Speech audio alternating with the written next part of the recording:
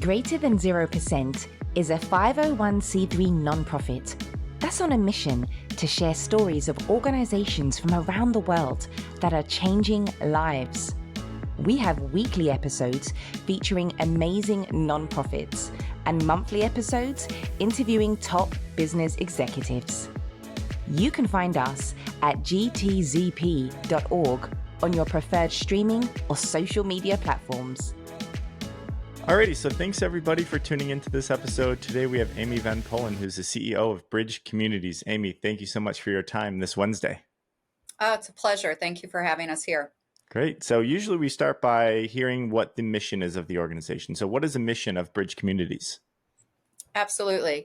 So Bridge Communities, we were founded 35 years ago. We're in our 35th year. Our mission is to transform the lives of families facing homelessness through housing and supportive services such as educational, employment, children's services, and sort of a whole wraparound approach so that that family can become self-sufficient and have and maintain permanent housing. All right. Well, great. We'll get into that. But before we do, why you? Why me? What a great question. I was fortunate enough just to be in the right place at the right time, I think is what it is. I have had the honor of being on staff at Bridge for just over 16 years. I have lived here in DuPage County since 1995 and have been involved in social services as my career as well as my volunteerism and personal life since I graduated from college just over 30 years ago. And so giving back and being involved in social services in DuPage County has always been important to me. That's where I've always focused my career. And just about a little over 16 years ago, I had the opportunity to do some consulting work with Bridge. And about a year later, they asked if I would be open to joining their team. And I had a long list, or I should say I had a very short list of agencies that I would leave the wonderful world of consulting behind. And Bridge was on that list. And I've had the pleasure of being on staff with them since, held a variety of roles. And most recently, the role of CEO, and it's just an honor and a pleasure to serve. Right. Well, that's a really fun history. Yeah. Awesome. So great. So that's your background. Now let's get and move the conversation to Bridge Communities. So 35 years is a long time. Like that's a very solid history. Not a lot of the organizations we've interviewed have multiple decades of history. So I'd love to, as much as you are able to share about the history is 35 years ago or however long ago we want to start. Do you know what some of the initial programming and services that were kind of core to Bridge were? And then we could kind of just talk about how those have developed and evolved over time and why. Sure. Yeah, the mission of Bridge has remained the same for 35 years. We sort of laugh internally, maybe even a little externally, that we are maniacally focused on this one thing. Our staff is beyond dedicated to doing this one thing, which is moving families facing homelessness out of poverty, and into financial self-sufficiency and permanent housing. That is what we have done since we started 35 years ago, and it is what we continue to do today. How that is done has, of course, evolved. The nuances, the processes, the policies that we work within, our staff, the number of families that we serve at any given time, of course, has evolved and grown. But what we do and why we do it, which I think is always the most important thing, when we really think about what drives us to do this work is a values match. It's what drives our donors to give to us, our volunteers to volunteer with us, and our staff to be with us, is that it fulfills their values. It fulfills their desire to be a part of their community and give back to their community in a way that is incredibly meaningful. Bridge dives in really, really deep with each individual family to move them out of homelessness and out of poverty. And that is done however the family needs that to be done. So that might involve continuing education, employment training, healing from the traumas of homelessness and abuse. About 85% of the women in our program have come out of some type of background of abuse in their lifetime. So there's a lot of healing from the traumas that have experienced through their life. There is a deep, deep commitment to the children that are in our program. I have the pleasure of being dear friends with one of our co-founders. Our other co-founder unfortunately passed away about 8-9 years ago. Also knew him very, very well. And so the history of Bridge and the why Bridge was founded and the why it continues today is something that I hold very close to my heart and into my decision making. And it was really, really founded because the concept of how do you raise a family in stability when you are homeless? How are the needs of your children met when you are bouncing from shelter to shelter, or in the case of most of our families, they're bouncing from friend to aunt to mom to someone, sometimes on a nightly basis, sometimes every couple of weeks, and they're sleeping on floors, they're sleeping in guest bedrooms, they're sleeping in their cars, they're staying at hotels. How do we bring stability to the children's lives when we're doing that? And that's when we interview and talk with moms when they're coming into the program. And it is primarily single head of household females that are our family demographic. When we talk with them, that is the number one thing they talk about is how can I bring stability to my children's lives and my life so that we can rebuild and start anew. And that's why we started 35 years ago. And that is honestly when a family sits down across from us at the intake and we're doing the paperwork and we're doing all that logistics stuff, that's what we focus on. How can we bring stability to this family and break that cycle and help them start anew? Yeah. I want my gut reaction initial follow up is to ask, how are you actually doing that? Yeah, yeah. And let's start there before I ask kind of another question that I had. So I'd love to Yeah, hear the programming that's the heart yeah, of it, isn't it? yeah. So there's the how we do this that makes us very unique from other social service agencies. Bridge was founded by two men that were not social service folks. One was a banker and one was a salesman. And they saw a need in their community and they rallied their friends together and they literally on the back porch or back deck of their house telling them that they would like to rent an apartment and help a family. And would you all literally pass the baseball hat around the circle and throw a check in to help us rent an apartment? And that's how it started. Yeah. And it was volunteers sitting across the table from that family on a weekly basis, helping them budget, helping them get back on their feet, and helping them kind of navigate the social services of DuPage County at the time. While it may be more sophisticated today, that is exactly what we still do. What makes Bridge so unique and I think so powerfully impactful to DuPage County is that the majority and the first person that serves our client families is that volunteer mentor. Still today, 35 years later, every single family that's in our program, and we will serve about 100 families this year, every single family is assigned a mentor team that are volunteers that sit across the kitchen table every single week and do budgeting, talk to them about their kids, help them with their employment search, help them, with what's going on at school. And while we may have the professional staff to help support that mentor team in doing that work, we have wonderful children's staff, wonderful employment counselors, case managers. All of that funnels through the mentor team. Yeah. And it's so powerful when you have a volunteer sitting across the table from you that could be doing anything else on that Tuesday night. And instead they choose to sit with you and talk with you about what can we do to help move your life forward. The mentor is learning so much about what does poverty really look like for a family in DuPage County, and how can I be an advocate for that, and how can I be a voice for that. And the family then is learning so much about their own journey. So they're taking that journey together.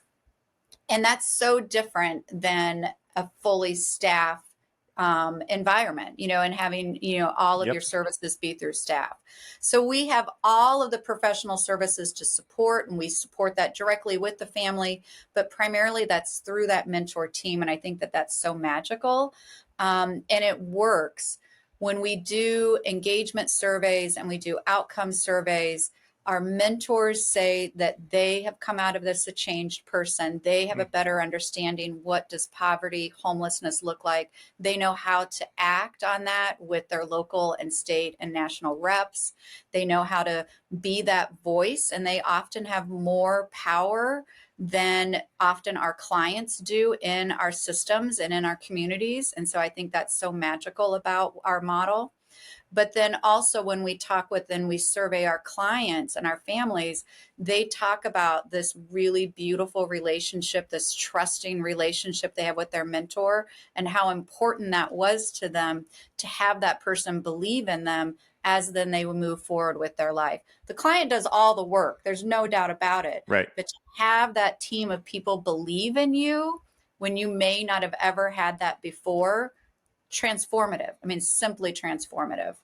Yeah, and it seems like from that model, your client, the families that you're working with, they don't have to have the overwhelming experience where they have to walk into a center and know like what to ask for or who to ask for. They have somebody coming to them that could be that middle person between all the wraparound services or partnerships or community partnerships that you have to pick what is specifically needed, so that overwhelm that a family or a client is having is hopefully minimized, and then also that trust building that they're able to do just on that one-on-one experience. I could definitely see how that's a very unique and valuable and a model that works. Absolutely. You really touched on a really important piece, is that mentor helps to be your advocate and your ambassador. And so with your children's school district, with the services at other agencies, around the county, they are another person that can help be your ambassador and help coach you through, even if it's, I'm not going with you, but I'm just going to coach and role model with you. Let's just play this out. And so that you feel so much more prepared when you are sitting down at your child's IEP meeting, or when you're sitting down with, fill in the blank, whoever that may be that you are spending that agency time with, which can be overwhelming for anyone. Yeah. Oh, so question, overarching concept of homelessness in DuPage County specifically, since that's where you're focused on. Do you think much and integrate much into the causes of the homelessness with these families, or is it more so you're just responding to what are the current needs and kind of the causes aren't really a part of it? So I'm wondering, I'll stop there and ask that question first.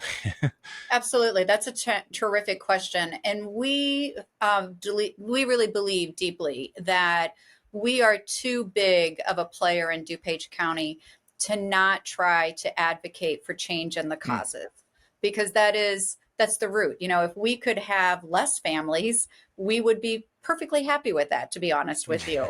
and the only way to do that is by trying to understand and change the root causes. If we can create systemic change within DuPage County that is leading to poverty and homelessness, we deeply believe we're too big of a player in this county to not try to address those issues.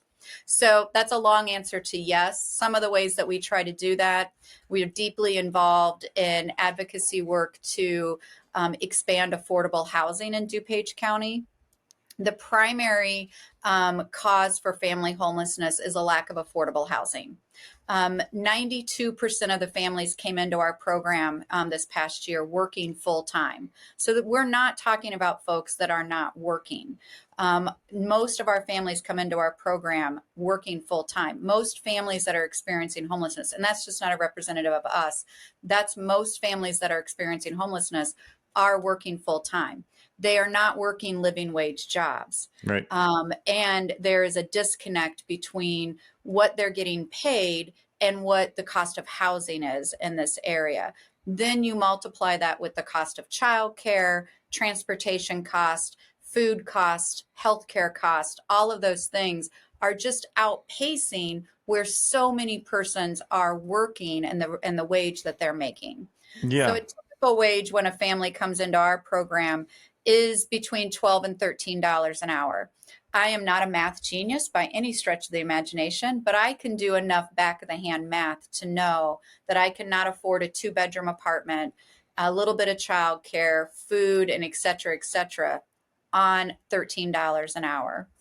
And so that is a big thing that we advocate for in our county is how do we create more affordable housing. I was just at a meeting a couple of days ago on this exact topic because there's an opportunity to create some affordable housing in one of our communities here in DuPage. And we've been very much a part of trying to get that approved by the municipalities to move that forward.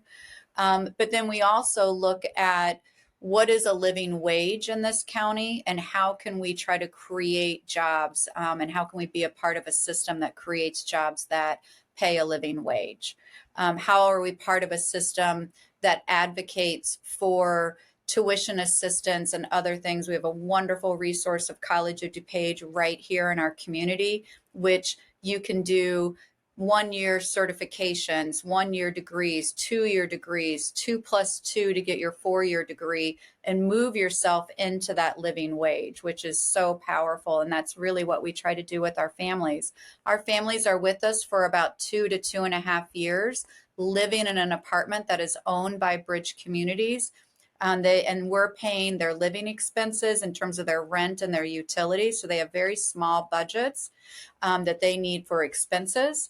And they can save money, they can pay off debt, they can go back to school, have that education then that can lead to that living wage job. And that's really what's needed. Bridge provides sort of the space and time for the family to get the resources that they need, their own internal resources and skill sets that they need, as well as pay off their debts, put some money in savings, learn how to budget, and then they're able to launch out into the world. And what we have found, we did a 30-year longitudinal study just about 5 years ago, and we found that 87% of our families maintained their housing long-term after leaving our program. And so we know this program works. We have so much data that shows that it works on multiple levels of changing the family's trajectory. Wow. No, that's huge. So affordable housing, primary cause you mentioned, and you shared a lot about all the activities that Bridge Communities is doing to help attack this challenge. What is your perspective, since you've been in this for a good amount of time, on it sounds like, and keep me honest, I'm not an expert in this space. I've just interviewed some nonprofits that are also trying to fight homelessness. So a lot of times growth in communities could be described as new businesses coming in to support the community, but a lot of times that causes gentrification, which then brings in new people that maybe have more money to spend on housing and then pushes people that have been longtime residents in those locations. So on one hand, you have the argument of, oh, it's good to grow and to modernize and to have entrepreneurship grow these certain areas. But on the other hand, the cost is people that you have lived there for a long, long time now have to move because they can't afford it, right? And so I think that's kind of one of the kind of causes of affordable housing. So how have you navigated the argument that this is a good thing the gentrification is bringing new businesses and maybe more renowned brands to certain locations, but on the other hand, it's causing people to have to move out because they can't afford it. Sure. That's a great question and a great observation. What we find in DuPage County is that, we have always been, for years, we were sort of considered, a bedroom community to the city of Chicago. People lived here, they went to the city, worked, came back, that type of thing. Obviously, suburban life has changed dramatically. There, is the vast majority of persons, are working somewhere in another suburb, throughout the Chicagoland area or even in their local communities. What we find is that,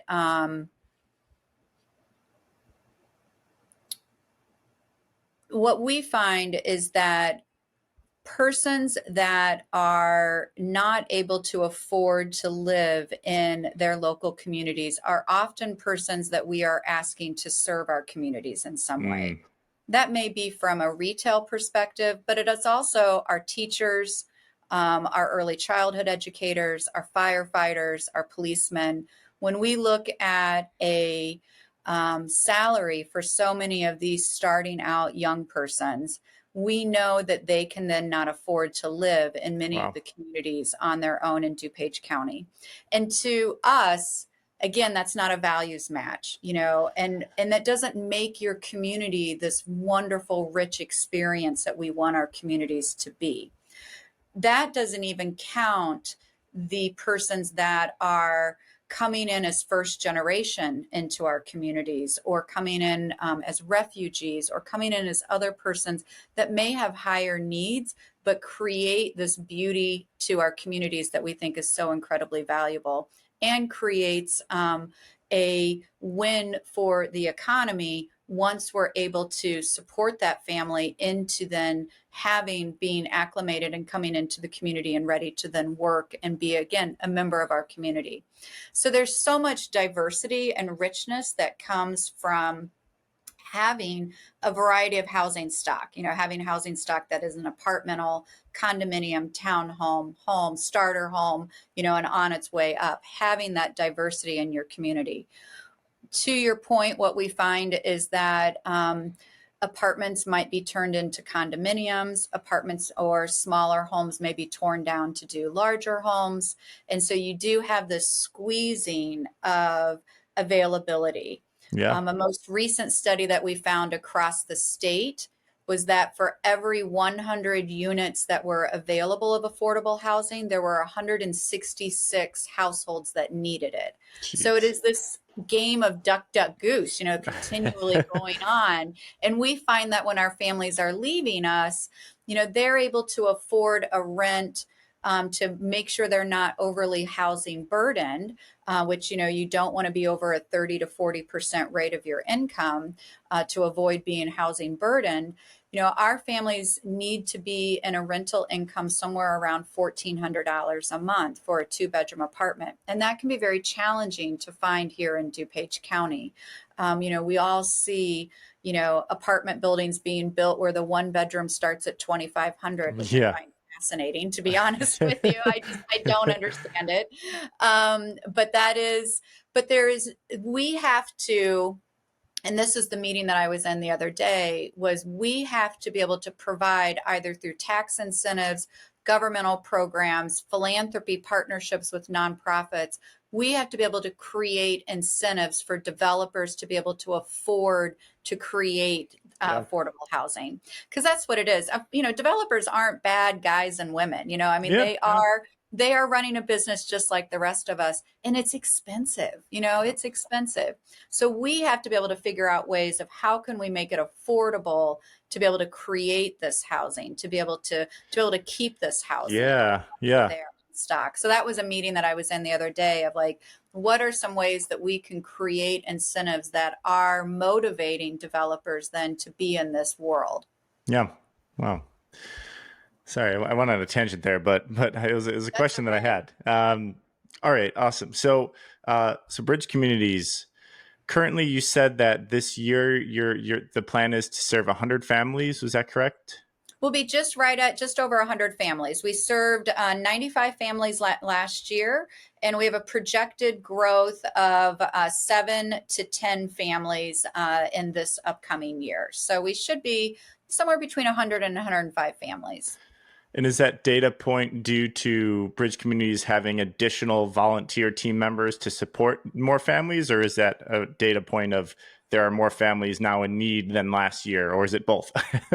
Those two Yeah. things are directly connected to one another. Yeah. We, our phone, this is what is really the most challenging, is our phone will ring over 2,500 times this year, meaning our intake line will ring that many times from somebody saying, I'm experiencing a housing crisis and I need help. Now, not all of them are families. They don't all have dependent children, which you have to have dependent children to be in our program, because again, that's what drove our co-founders to do this work. They may not all have a connection to DuPage County. You have to have some type of connection, work, live here, used to live here, and your family's here, and you want to get back to here, that type of thing. But that's how many people are calling us in a housing crisis, over 2,500 times this upcoming year. And we will do several hundred interviews with potential clients to determine who's available or who's able, who has all of the things that we're looking for to fit into our program and to be able to work through our program. Because again, our program's goal is to get towards self-sufficiency. Right. So there is such a need for families that have disabilities, families that are not able to work full time, families that have other issues going on that would not be appropriate for our program. So we try to refer out to others, but there is way more need than what we have services. Yeah. But we can only bring a family into our program if we have an apartment available, but more importantly, if we have that volunteer team. Right. So if I were to say anything to folks here today, is that if you are looking for an opportunity to volunteer in your community in a way that's incredibly meaningful, this is a wonderful way to do that. And it completely connects you to ending homelessness for a particular family. I mean, there's such a one-to-one there. And we can't do our program without our volunteer mentors. And so that is a bit of, there's an absolute connection between those two. And then also we have to have the apartment to be able to do it. We own 24 apartment buildings. We have some that we rent out to have it be graduates, sister agencies, etc. But about a little over 100 of those units are rented to client families at any given time. Yeah. Wow. Future plans in the next 15 years of your planned CEO role. Yes, that's a great question. Future plans. So we have launched two kind of extensions to our core transitional housing program to try to help create a larger spectrum of housing for our families, still with that goal to exit from us into permanent housing and self-sufficiency. But we've added some programming on either end of, I would say, of that 2-year transitional housing time. We're wrapping up the pilot time that we would consider our pilot time with those, doing some evaluation and really determining how are we going to fully implement those programs over the next 18 months. That's a big thing we're working on right now. We're also deeply embedded in a very in-depth data and evaluation program. We're going to be looking at going back and doing additional additions to our longitudinal studies and continuing to really evaluate our impact on our client families and doing that in some new and different ways. So our data and evaluation team is very busy working with our program folks and our alumni on how can we continue to show the impact of our program to our community. Another area that we are working on is we've just recently launched what we're calling our family wellness programs. And so our families are very isolated. They've left a lot of things behind. Again, many of them coming out of trauma, bouncing around. They don't have good support systems. So we've really put some wonderful efforts into developing some peer support programming that we're doing, some nutritional programming that we're doing, some counseling services, some really wonderful things to help create community amongst our families. So again, there's reinforcement to I've made the right decision to do what I'm doing, because it takes an incredible amount of bravery for the women in our program to, is for anyone, male or female, to say, I'm going to do this differently. And Yeah. that's going to require me to have to leave some things behind. And that's really, really hard for us as humans to do that. So we want to create support systems around the clients, men and women in our program. So we are investing in some family wellness activities that I'm really excited about us doing. We really feel like that's going to continue to move the needle on our long-term impact. And we also are evolving our mentoring models. Primarily, our mentors have been connected to faith communities throughout DuPage County. And faith community populations are dropping, as we well know. And we are a secular organization, but we know that thousands of people sit in faith communities every weekend and are looking for great ways to give back to their communities. And so knowing that, we have leveraged those resources to recruit our mentor teams out of. Yeah. But we know those populations are aging and they're dropping. And so we have started to change how we are recruiting our mentors. And so again, like I said, you don't need to be a part of any particular organization. Right. Let us know and we can definitely connect you into mentoring. So that's something that we're doing some changes of. So we're trying to look at how do we serve our mentors and our volunteers, how do we serve our families, and then also we're really deepening our involvement, as we talked a bit ago, about how do we change the communities and the systems in which Bridge and our families live. Right. Wow. That's a lot. You have a lot of work. You have a lot of work. Yeah. That's exciting. I love how it's like, okay, let's look at systems, communities, family, individual. Let's look at all the layers of how we can be impactful and find ways. And so when we do our strategic planning, and then we look at what are our initiatives going to be, we really try to look at all of those multiple layers of how we can be impactful in our sphere. Yeah. Amazing. So next topic is engagement. So you mentioned team volunteers. Like these are key, your mentor team in growing that. What is typically, just for listeners that might be interested, the commitment of time, of hours that one should expect being a mentor team volunteer? That's a great question. It's a lot. I'm not going to lie about that. I'm not going to shy away from that. It's incredibly impactful, but to do incredibly impactful work requires a high level of engagement and commitment. Right. So our families are typically with us for about 2 years. Our mentors meet weekly with our families to do budgeting and other goal striving. Our families set quarterly goals in cooperation with their mentor teams and the professional staff here at Bridge. We're very goal driven with our families. And so we have continual goal striving that our mentors are tracking and monitoring and helping them and in cooperation with the paid professional staff at Bridge. So at least weekly, you are sitting down and kind of reviewing what's been happening over the last week, what's coming up, what's happened, what are your barriers, what's going well, what's not, all of those types of coaching, mentoring things.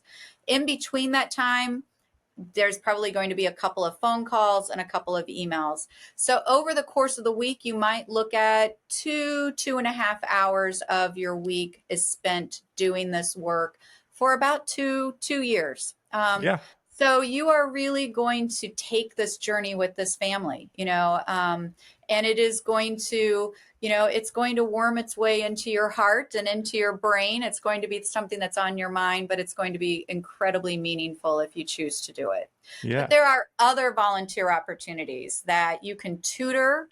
We have wonderful retired teachers, former teachers, or just really, really smart people that tutor with us. We have tutoring for our kids, tutoring for our adults.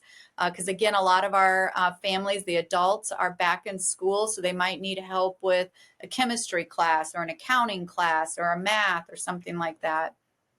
You can help out at our events. We have a series of wonderful events. They're all listed and available on our website, but we have fabulous opportunities to volunteer at an event. So if you are a person that, likes to be out and, helping with fundraising and those types of things, we have great ways to get involved with that. So there's a whole opportunity and a lot of different things on our website of ways to get involved and volunteer. Yeah. Wow. I just, while you mentioned the about 2.5 hours per week commitment that it requires and saying it's a lot, I just read a data question on Statistica and how many hours per day do people watch TV, and it's kind of broken up by age group, right? But we're talking about 2 to 2.5 hours starting per day that people watch TV. So it's, if you think about it from that perspective, 2.5 hours per week. Yeah, I think it's definitely a not as big of a commitment as maybe people might think, looking at what else you're doing.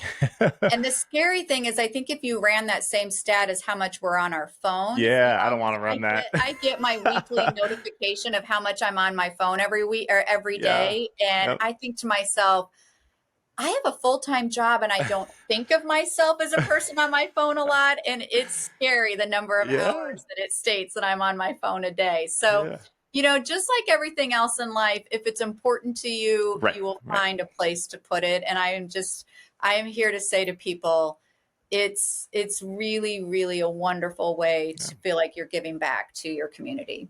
Absolutely. Well, Amy, is there anything else that maybe we didn't cover or that you want to leave us with before we wrap it up? I think we covered all the history, current state, future state, how people can get engaged, where they can find you. Anything else? No. Follow us on Facebook, follow us on Insta, do a LinkedIn outreach to myself or to the Bridge page. We post there regularly.